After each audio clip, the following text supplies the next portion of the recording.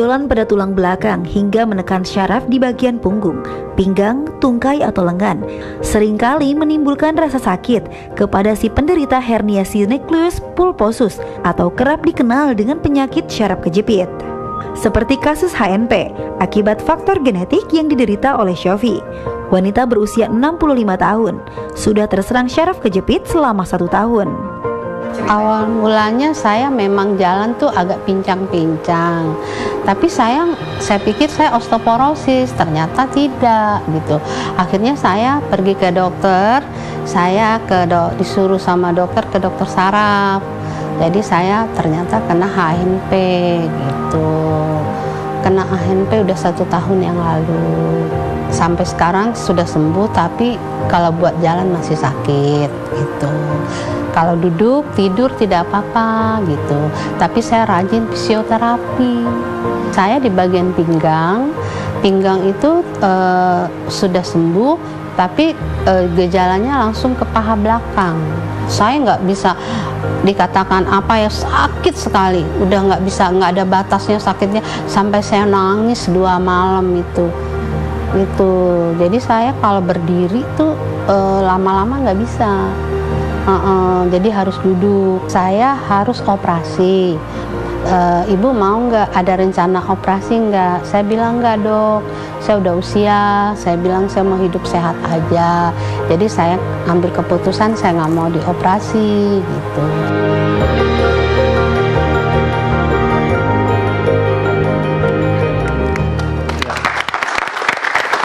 Kita kembali di acara Ayo Hidup Sehat.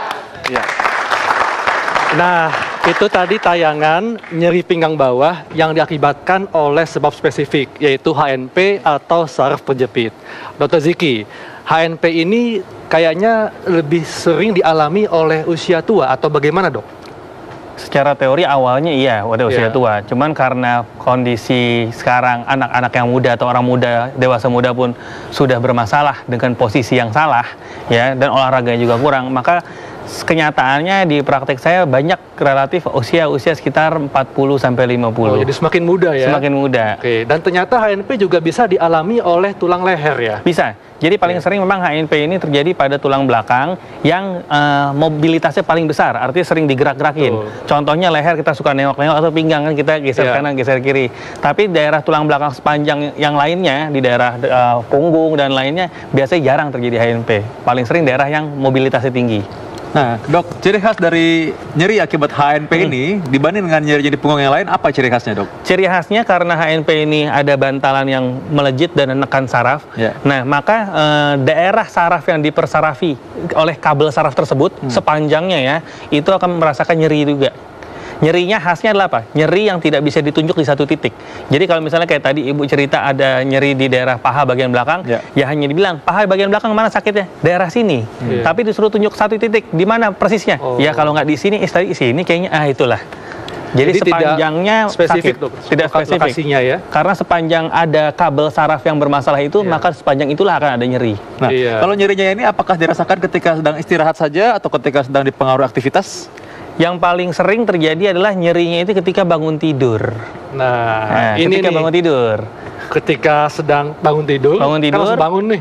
Nah itu sakit, dok ya? Sakit. Karena kenapa seperti itu? Karena secara normal, secara fisiologis, otak dan saraf itu akan sedikit membengkak ketika kita bangun tidur. Ya, ketika bangun tidur. Tapi kalau misalnya ternyata tidak ada penjepitan, maka bengkaknya saraf ini tidak akan mengenai sesuatu. Tapi karena ada penonjolan, maka tersentuhlah itu. Nah, jadi kalau dokter Rita, dok, kalau misalnya pasien HNP, ketika dia bangun tidur, ini bagaimana nih posisi yang semestinya supaya tidak kambuh gejalanya? Oh iya, jadi ketika kita bangun dari tidur, ini sebaik pasien kan dari berbaring ya sebelumnya, jadi ada posisi-posisi tertentu untuk menjaga tulang belakang kita. Jadi kita miring dulu untuk bangunnya ya. Cara bangunnya kita miring dulu ke sisi telentang. Jadi telentang, kemudian kita miring ke tempat yang mau keluar itu. Kemudian kaki yang bagian bawah itu turun lebih dulu. Jadi kemudian kaki yang bagian bawah turun dulu, kemudian lengan pada bagian sisinya dia akan menumpu. Jadi itu fungsinya untuk mencegah tulang belakangnya itu bengkak-bengkok ya, jadi menjaga posisi postur tulang belakang. Jadi ada aturannya dok ya? Ada aturan-aturan. Oke, dok, aktivitas apa nih yang mesti dihindari oleh penderita HNP? Aktivitas yang pertama adalah aktivitas yang membebani tulang belakang kita. Misalnya tadi ya yang sudah dijelaskan, kita mengangkat beban berat. Ketika kita mengangkat beban pada tangan kita, pasti ujungnya akan menumpu pada tulang belakang kita. Kemudian aktivitas yang membuat penekanan pada daerah diskus. Jadi bantalan atau diskus tadi ya. Diskus. Jadi ini hindari aktivitas yang bisa memberikan tekanan pada diskus atau bantalan ini dok ya. Kalau kita terlalu condong ke depan, dia akan mempersempit daerah diskus seperti ini, ataupun terlalu olahraga tertentu yang kayang itu, dia akan membuat penjepit pada bagian belakang. Jadi kalau HNP itu dia diskus atau bantalan ini terdorong dan menjepit menekan saraf yang kuning ini ya. Kemudian ini tulang ini, aktivitasnya. Bagaimana sekarang olahraga tren zaman now? Yoga misalnya. Yoga. Jadi kita sampai ekstrim tuh gerakannya, bisa sampai. Nah, ini ada beberapa pasien saya yang seperti itu. Jadi ada pasien ketika datang itu cedera sakit pinggang sesudah melakukan yoga. Jadi kita harus pastikan instruktur yang melatih yoga itu memang instruktur yang sudah bersertifikat ya. Jadi jangan sampai menimbulkan cedera olahraga. Itu yang harus kita hindari. Jadi yoga itu boleh kita kerjakan sepanjang dia tidak melakukan pembebanan pada daerah tulang belakang. Artinya untuk yang sudah menderita nyeri pinggang atau di punggung bawah itu boleh nggak melakukan yoga dong? Sepanjang tidak melakukan pembebanan boleh. Jadi kita tidak boleh yang sifatnya meloncat-loncat, kemudian mengangkat-angkat beban berat, atau membungkuk gerakan membungkuk ke depan atau membungkuk ke belakang. Tapi kalau sekedar yoga itu kan ada gerakan yang relaksasi otot, kemudian tarikan nafas, itu masih aman. Masih boleh kita kerjakan. Nah, Dr. Haikal, kita punya beberapa tips yang ada di layar. Ayo dokter, ini kita lihat tips untuk mencegah nyeri pinggang ya. Ya, silakan dok. Ya. Nah, jadi cara untuk mengambil barang, mengangkat barang itu ada aturannya. Nah, Dokter Rita, nah ini kalau kita lihat mengambil barang yang ada di tempat tinggi, kita gunakan sanggahan ya, bangku. Betul sekali. Ini benar dok ya? Benar sekali. Jadi kalau kita lihat dari tipnya yang pertama ini ya, pertama kita memposisikan barang yang kita ambil itu sejajar. Jangan sampai kita terlalu tinggi, karena kalau terlalu tinggi akan bisa mencederai daerah bahu kita. Misalnya gerakan-gerakan yang mengangkat ke atas, itu membuat aktivitas pada sendi bahu akan menjadi lebih ya, akan menimbulkan nyeri pada daerah ototnya.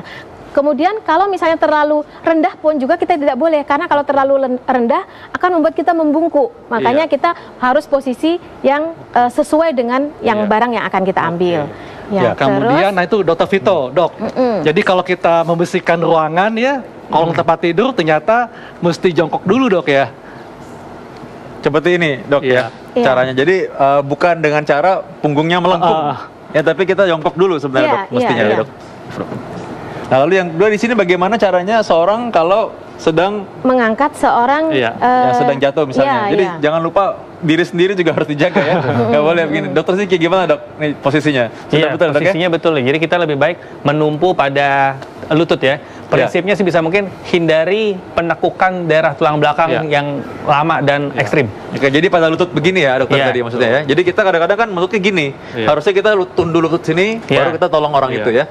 Kemudian setir mobil. Nah ternyata nih kalau di Jakarta kan macet nih, kita lama di jalan. Posisi pun sangat menentukan nih. Jadi kalau posisi yang benar adalah kita harus ada sedikit tekukan pada lutut dok ya.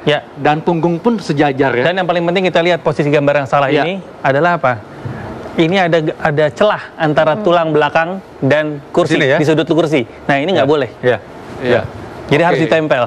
Jadi yang benar adalah lutut pun juga tekuk ya. Seperti itu.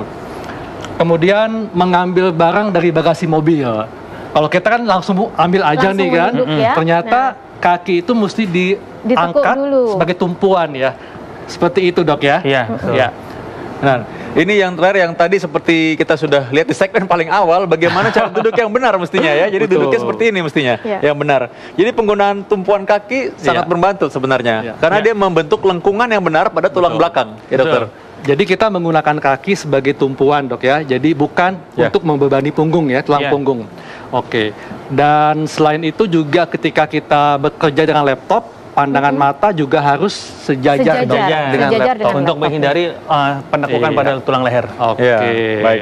Nah, setelah ini kita akan melihat bagaimana terapi untuk nyeri punggung. Jangan kemana-mana, tetap dalam acara Ayo Hidup Sehat.